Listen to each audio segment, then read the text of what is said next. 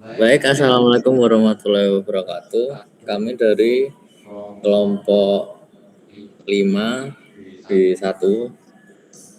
Di sini kami akan mempresentasikan hasil dari pengerjaan mata kuliah teknologi server kami selama semester 4 ini. Kelompok kami terdiri dari saya Binaim Sapradana, ada Novel Kaiser Giascaryo, Fadli Sutaji Yudita, dan Ilham Mubarak Al-Rantisi. Mungkin bisa saya langsung lanjutkan. Mungkin di awal saya akan menjelaskan tentang infrastruktur dari server kami. Pertama, kita menggunakan Ubuntu server yang dijadikan sebagai VPS. Ini kami pilih karena ya tentunya Ubuntu server cocok untuk digunakan sebagai server ya.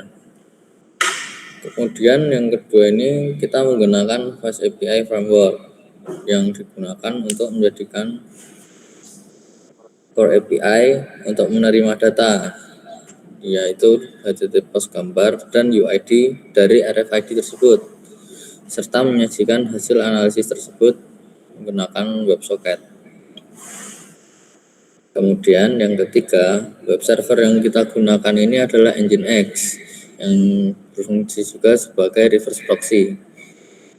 Nginx ini digunakan untuk mengalur jalur masuk ke API dan dashboard admin. Baik, selanjutnya routing dan keamanan akan dijelaskan oleh Naufal. Baik, selanjutnya ada routing dan keamanan. Jadi kita menggunakan Nginx Reverse Proxy yang berfungsi sebagai menyembunyikan port bawaan aplikasi dan akses lebih rapi lewat port 80/443. Dan kita menggunakan Tailscale VPN sebagai alat tunneling agar server dapat diakses secara remote tanpa harus terhubung dengan network yang sama, agar mempermudah koneksi antara server dengan IoT.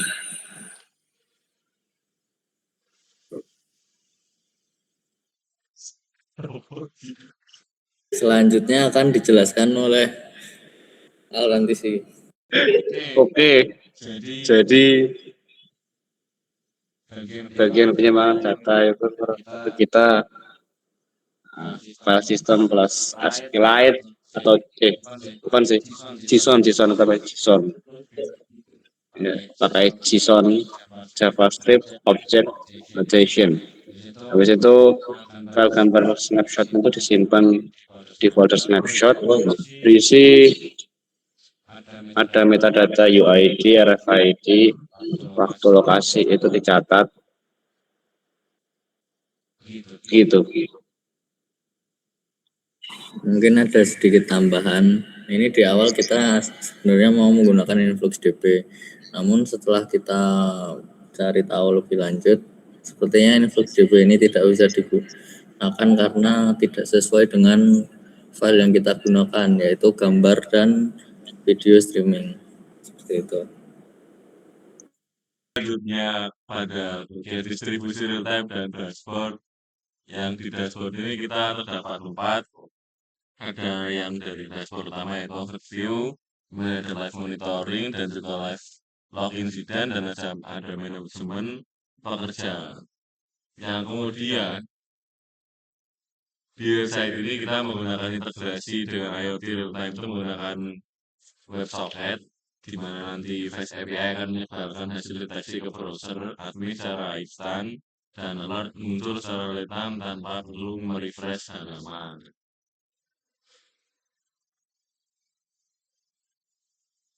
Baik, terima kasih. Untuk selanjutnya kita akan melakukan demo aplikasi yang akan dilakukan oleh Fadli Sutaji. Oke, jadi yang pertama kita akan melakukan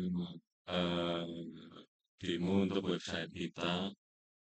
Nah, jadi yang pertama ini ada overview dashboard.